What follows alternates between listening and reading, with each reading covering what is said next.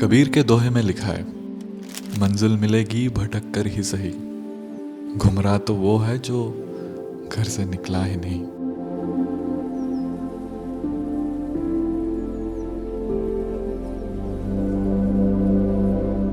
हर एक इंसान अपनी अनुभूति और जिंदगी के अनुभवों के जरिए जिंदगी को देखता और समझता है।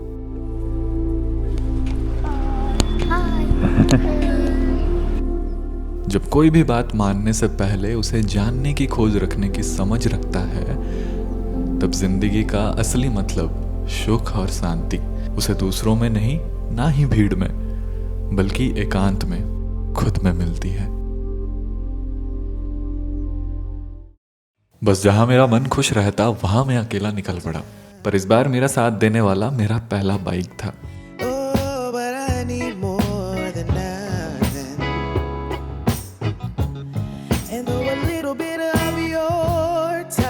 आपने मुझे बहुत सारे वीडियोस में एडवेंचर बाइक चलाते हुए देखा होगा, पर जनाब इसकी कहानी चलो आपको रास्ते पर बताता हूँ।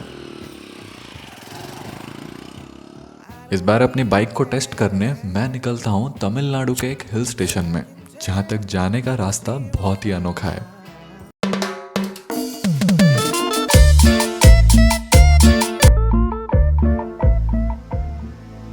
जितनी एक्साइटमेंट में घर से निकला था, उतना ही डर भी था कि कैसे होगा। सवाल भी मेरे थे और जवाब भी मेरे। बिना प्लान के निकला हूं, कर तो लूंगा ना। गीता में एक उपदेश है, फिक्र अज्ञान से जन्म लेती है।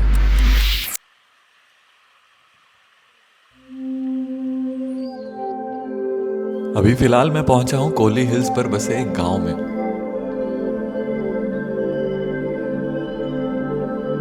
कुछ ऐसा अनोखा नहीं था इस गांव में, ना ही कोई टूरिस्ट मिलेंगे। वो तो बस मैं चलते चलते रास्ते कहाँ तक ले जाती हैं मुझे, उसके सहारे यहाँ पहुँच गया।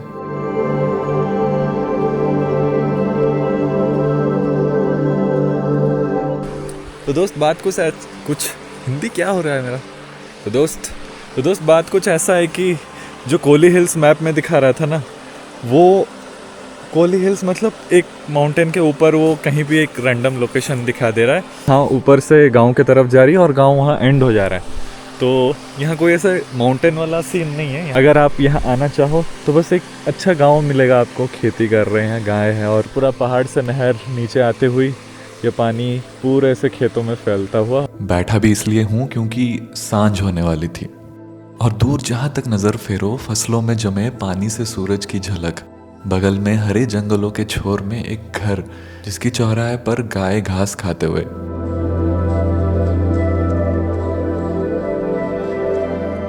नज़ारे ऐसे थे मानो खुली पोएट्री की किताब से कोई कविता पढ़ रहा हूं।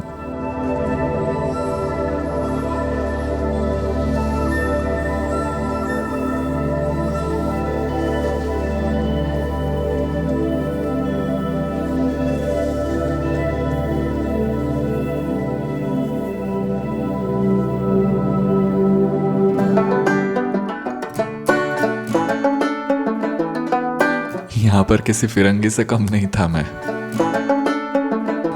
இது முன்னாடி இது சைடு எல்லாமே என்ன பிரைஸ் வருது? ఇది 1,30,000. ஓஹோ 130.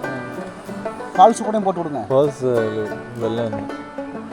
వెళ్గో ఎంత కిలోమీటర్? சும்மா ஒரு 100-150 மீட்டர் தான் இருக்கும். இங்கிலீஷ் அவ்வளோதான், சும்மா ஏதாவது கேட்கறதுக்கு ஒரு அளவுக்கு. தமிழ் மட்டும் तमिल अंदर लोकल। यहाँ मतलब किसी को समझ नहीं आ रही, मतलब इंग्लिश या हिंदी। तो थोड़ा थोड़ा मैं चेन्नई में जब था तो तमिल सीखा, तो उसी से मैं बात कर रहा हूँ सबसे। हिंदी तेलुगु என்னோட பையன் ஹிந்தி பேசுவான். படித்தது மகாராஷ்டிராவில் தான். महाराष्ट्र अंदर हिंदी. நாக்பூரில் தான் படித்தது என் பையன். ஒர்க் வந்து மதுரையில் ஒர்க் பண்ணுறான். Engineering fire engineering, fire safety engineering. तो यहाँ छोटा सा सेलिब्रिटी सा बन गया हूँ मैं। हेलो चतुन।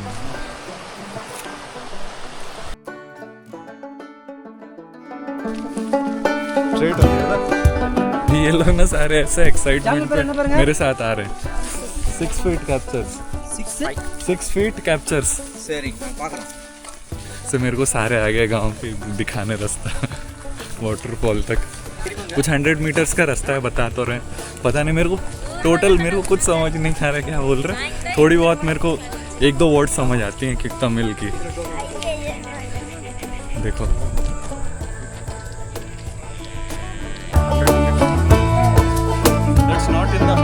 के सारे भेड़ बकरी गाय घूम रहे और ऊपर उनका घर है। मतलब टिपिकल गांव है यार।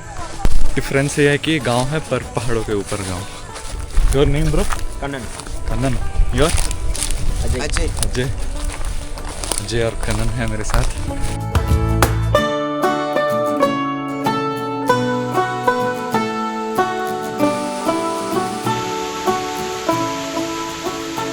गांव के लोग हैं वही लोग यूज़ करते हैं इसे।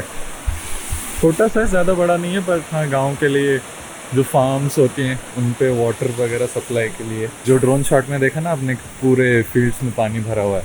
ये वाले रिवर से होके एक छोटा सा वाटरफॉल बना है, फिर नहर बनते बनते बनते आगे फील्ड्स पे जा रही है ये। खैर अब मुड़ के देखता हूँ तो समझ आया कि कुछ ज़्यादा ही फिक्र कर रहा था मैं।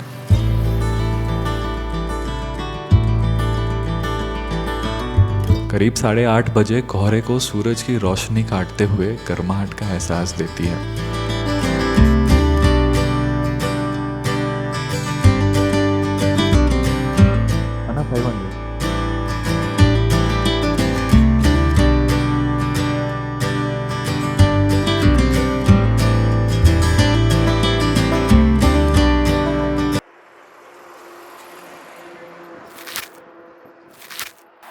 बाइक की रफ्तार ने मेरी पीठ और गर्दन पर प्रेशर डालना शुरू कर दिया था।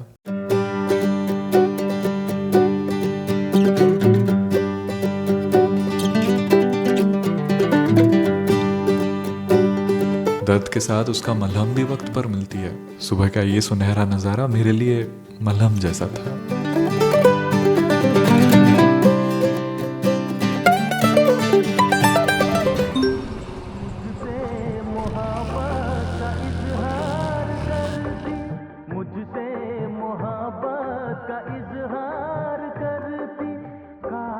तमिलनाडु पहुंचते ही अचानक से लैंग्वेज का चेंज मिनटों में नजर आती है। वैसे कई दफ़ा लोगों ने कहा है कि रूप रंग से तो मैं साउथ इंडियन ही दिखता हूँ, तो थोड़ा घुल मिलने के लिए यहाँ भैया से अन्ना पे आ जाता हूँ।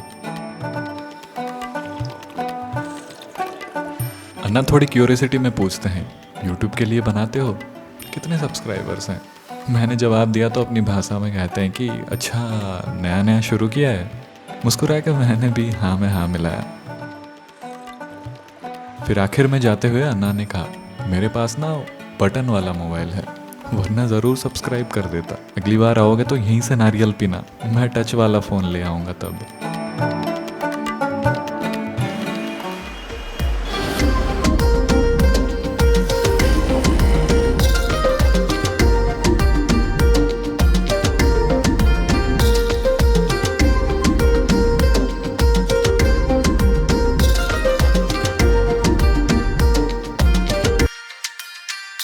मेरे लिए कहीं भी रुकने का एक ही रीज़न था, कोई भी सुंदर जगह दिखे बस थोड़ी देर शांत बैठ जाओ।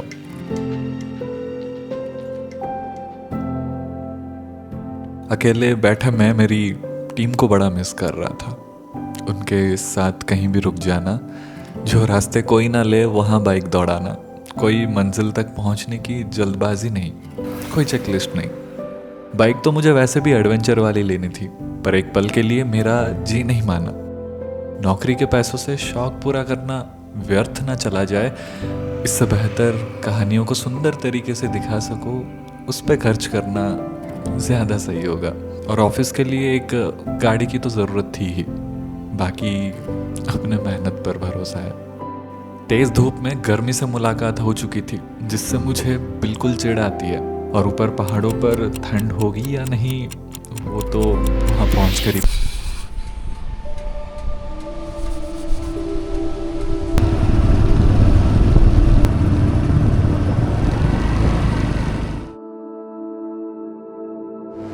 यहाँ शायद कैमरे से दिख नहीं रही होगी, पर वो जो माउंटेन रेंज है ना, ऐसे पूरे बादलों से घिरी हुई है।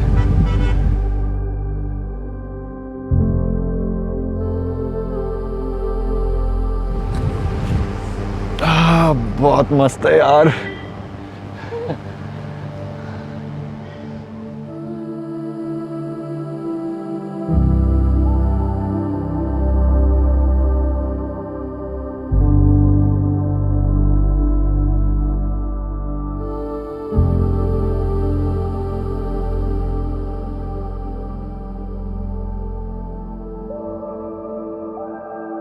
मॉर्निंग व्यू में ज़रा वक्त बिता के वापस आते वक्त एक मंदिर दिखती है।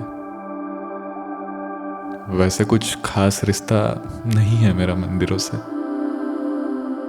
क्योंकि मैंने भगवान को हमेशा अपने काम और इस जहान में पाया है। मुझे मेरा काम सिखाता है धर्म, और मैं कैसे समझाऊं, शायद ऐसा समझ लो कि ये पूरी पृथ्वी एक भगवान की बनाई एक दुनिया है, और उसमें से इतना सा मैं, और मैं ये पूरा फील कर पाता हूँ। मुझे हर एक कण में भगवान नजर आता है। मुझे भगवान की बनाई हुई हर एक कण कण से प्यार है। ये फूल, पौधे, पत्ते, हवा, ये ठंडी हवाएं, नदी किनारे, पहाड़, बर्फ, धूप, छाँव, सबसे प्यार है मुझे। ऐसी जगहों पे जहां कोई नहीं है, सिर्फ मैं हूं, पर मैं उस भगवान से बात कर पाता हूं।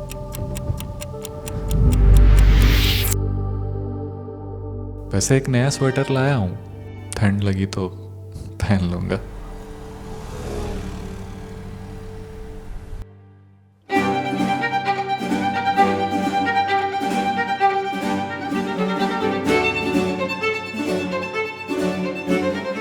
मैं खुश था कि बाइक स्टिफ रोड्स पर आराम से चढ़ रही थी, पर अभी तक जिस नज़ारे के लिए आया हूँ वो दिखी नहीं। बस रास्तों की करवटों से इमेजिन कर रहा था कि शायद ऐसा दिखता होगा, पर कैसा?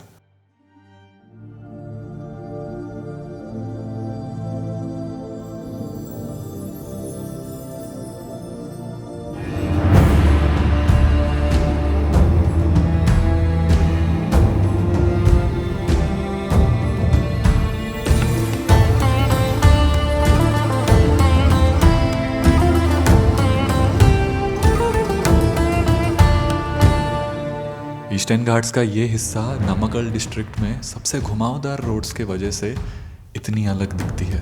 करीब 70 हेयरपिन बेंड से होते हुए कोली हिल्स तक जाने वाला ये रास्ता प्राकृतिक जड़ी बूटी और ग्रीनरी से लैश है,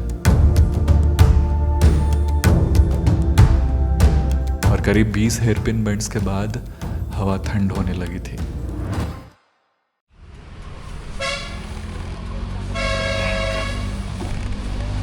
स्पीति वैली से लौटते वक्त जो हाल था वैसा तो नहीं है, पर हाँ चलो इसमें कमर अकड़ जाती है भाई, पर गाड़ी एकदम अभी तक स्मूथ खींच रही है।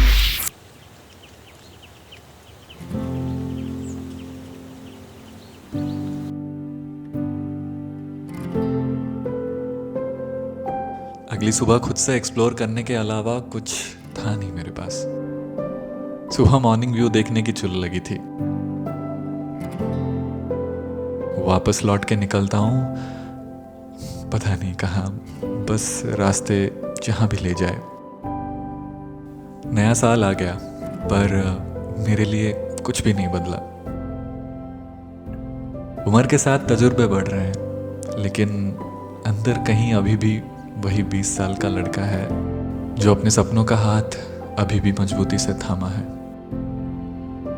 भीड़ से हमेशा अलग रहता था मैं, खुद को खोने का डर जो रहता था। जो पूरी दुनिया कर रही है मैं भी वही करूँ तो क्या हूं मैं? अगर वही भीड़ का हिस्सा बन जाऊं तो कौन हूं मैं? अगर हारना ही था तो मैं कब का हार जाता। इतने साल थे मेरे पास, पूरे 6 साल थे मेरे पास हारने को। नहीं हारा ना, मैं करता रहा। और अगर ऊपर वाले ने कहीं ना कहीं मेरे खाते पे ये सपना लिखा है और उस सपने को कर भी रहा हूं मैं, तो मुझे ये भी यकीन है कि उस आखिरी पन्ने में उसने तथास्तु भी लिखा होगा।